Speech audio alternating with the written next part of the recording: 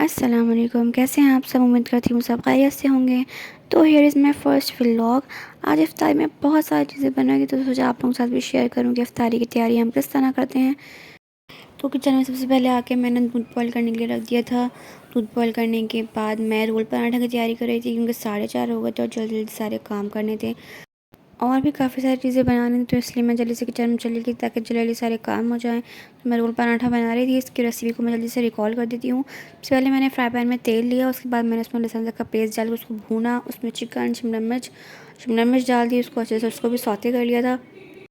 और दूसरी तरफ दूध में भी उबाल आ गया, तेल से दूध का चूल्हा बंद किया, कहीं दूध ना गिर जाए वरना और फैलावा हो जाता।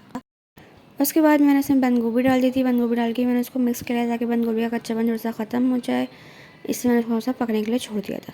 उसके बाद उस तरफ पकौड़ों के लिए आलू काट लिए थे, बेसन घोल लिया था और ये रोल पराठों के लिए मैं आटा गूंद के रख लिया था।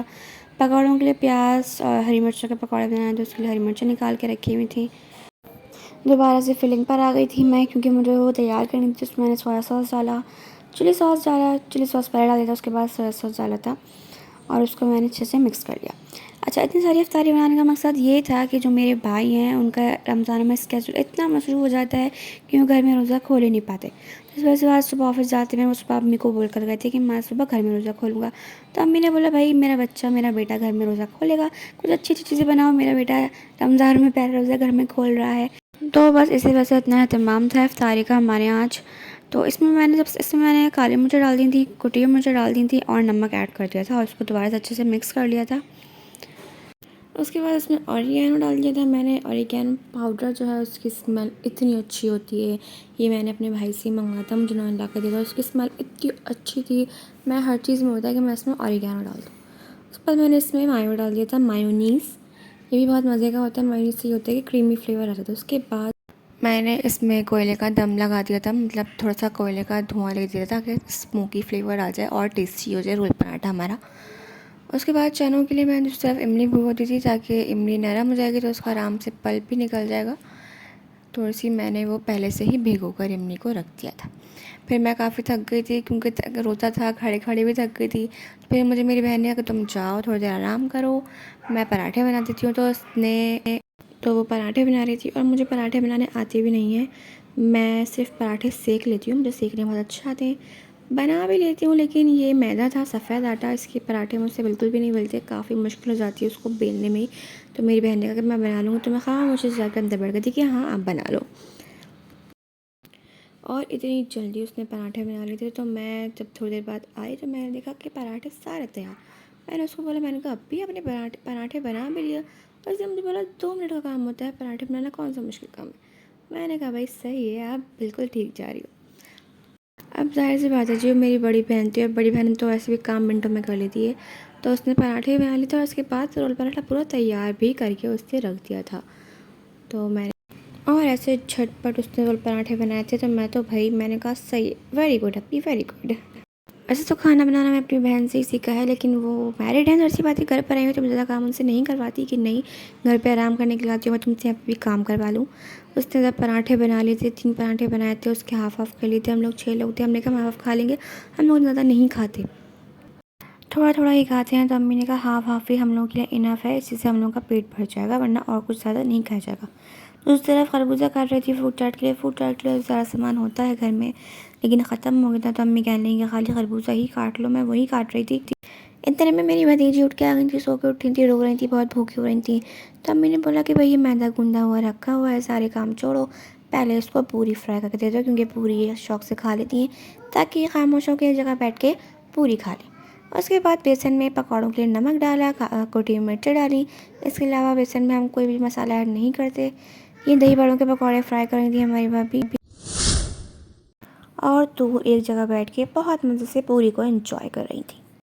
फिर मैं छोले बना रही थी। वैसे तो छोले हम लोग नॉर्मली बना लेते हैं बग़ैर बघार लगाए, लेकिन ये छोले फ्रिज के रखे हुए थे, छोलों को उबाल के एक दफ़ा ही स्टोर कर लेती हूँ, तो इस वजह से मैंने सोचा कि उनको गर्म तो करने ही पड़ेंगे, तो मैं ज़ीरे का बघार लगा लेती हूँ।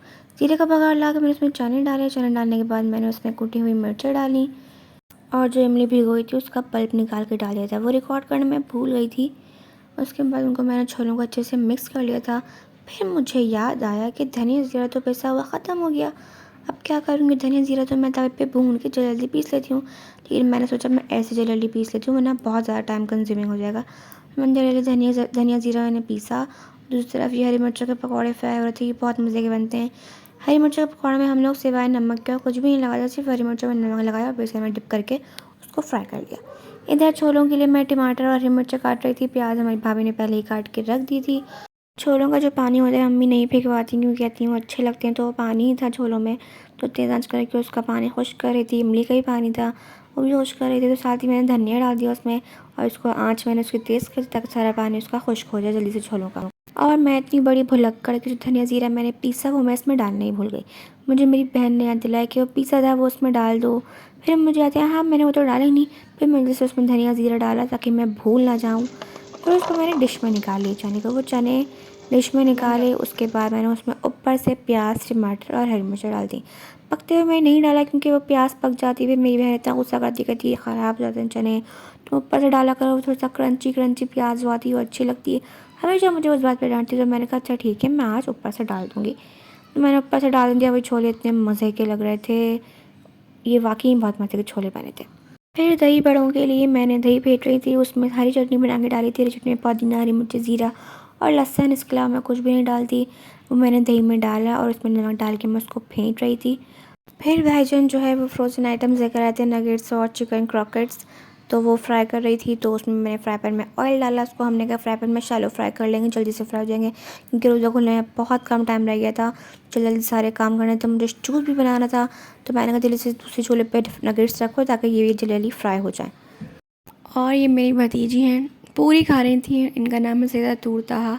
पूरी खाते हुए मेरी बहन के साथ खेल रही थी, तो मेरी बहन ने रिकॉर्ड कर लिया था। माशाल्लाह से इतनी शरारती हो गई हैं, अपनी पप्पो के साथ ज़्यादा मज़े आते हैं इनके, अपनी मम्मा के साथ नहीं रहती हैं। मम्मा के पास जाती हैं रोने लगती हैं, इनको अपनी पप्पो याद आने लगती हैं शायद, तो वो रोती फ़ौरन चीज़ें आएंगी और पप्पो के पास आके चुप हो जाती हैं वो। तो इन ज़्यादातर टाइम पप्पो के साथ ही इनकी स्पेंड होता है। रात को रोते हुए अपने कमरे में अगर ये रो रही होंगी तो बस इनको नहीं पप्पो याद आ रही होती है। इनफैक्ट जब ये छोटी थी सबसे पहला वर्ड इन्होंने पप्पो का निकाला था। तो मेरे भाई यही बोलते हैं कि पहला वर्ड बच्चे बाबा बोलना सीखते हैं, अब्बा बोलना सीखते हैं, इसलिए पप्पो बोलना सीखा है। और दूसरी तरफ शरबत तैयार हो रहा था, रूह अफ़ज़ा बन रहा था। वैसे मेरे लिए तो टैंग बनता है क्योंकि मैं रूह अफ़ज़ा नहीं पीती हूँ। तो यहाँ पे पकौड़े बन रहे थे, पालक के पकौड़े। वैसे पकौड़े में गोभी भी डलती है, लेकिन गोभी ख़त्म हो गई थी, तो अम्मी ने बोला कि भाई खाली पालक के बना लो, गोभी नहीं तो सिर्फ पालक के बना लो। तो पालक के पकौड़े फ्राई हो रहे थे, थोड़े से क्रिस्पी क्रिस्पी हो जाते हैं, गरम गरम जो होते हैं तो क्रिस्पी होते हैं। तो मैं कहती हूँ कि भाई थोड़ा सा आखिर टाइम पे अपनी भाभी को कहती हूँ आखिर टाइम पे फ्राई करना था, गरम गरम रहे, क्रिस्पी क्रिस्पी रहे, क्योंकि ठंडे पकौड़े खा ही नहीं जाते। तो यहाँ पे नगेट्स भी फ्राई हो गए थे और यहाँ पे हमारी अफ्तारी का दस्तरखान भी लग गया था। और रास्ते में ट्रैफिक की वजह से मेरे भाई भी काफ़ी लेट हो गए थे और वो ऐसे जस्ट 2 मिनट पहले आए थे। तो जल्दी से वो भाईजान आए, हम लोगों ने जल्दी रोज़ा खोला। रोज़ा खोलने के बाद मैंने अपनी मगरिब की नमाज़ पढ़ी। जल्दी से नमाज़ पढ़ने के बाद, क्योंकि ये होता है कि चाय बनानी होती है मगरिब की नमाज़ के बाद, तो मैं यहाँ पे नमाज़ पढ़ रही थी। तो ये था हमारा इफ्तार का आज का व्लॉग। उम्मीद करती हूँ आप लोगों को ज़रूर पसंद आया होगा। दुआओं में लाज़िम मुझे याद रखिएगा। जब तक के लिए आप सब लोगों को अल्लाह हाफ़िज़।